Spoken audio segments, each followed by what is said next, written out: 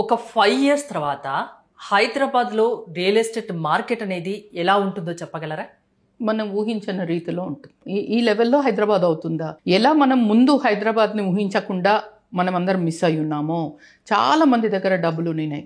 మన hitech city side, మన గచ్చిబౌలి ఈ ఏరియాల్లో ఇన్వెస్ట్ చేస్తున్నారు ఎవరైతే ఉన్నారో వాళ్ళకి చాలా గొప్ప రిటర్న్స్ వచ్చాయి.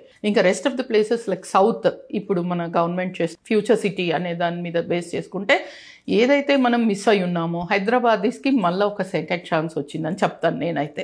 5 ఇయర్స్లో మనం ఊహించినంత రేంజ్కి హైదరాబాద్ రియల్ ఎస్టేట్ మార్కెట్ ఎదగబోతుంది. 100% మా 100%. సో సౌత్ ఆల్రెడీ ఏదైతే డెవలప్ కాలేదు అనుకుంటున్నారో అక్కడ అద్భుతంగా డెవలప్ అవుతుంది. వెస్ట్ ఆల్రెడీ డెవలప్ అయ్యి ఉంది అండ్ నార్త్లో కూడా అద్భుతంగా డెవలప్ అవుతుంది. సో సిటీ సెంటర్లో ప్రపంచమంతా మన సైడే చూస్తున్న టైంలో అందరూ ఎవరు ఇన్వెస్టర్స్ అయినా సరే ఎవరు వచ్చి ఒక చోట సెటిల్ అవ్వాలనుకున్నా హైదరాబాద్లో వచ్చి సెటిల్ అవ్వాలన్నట్టే ఉన్నారు.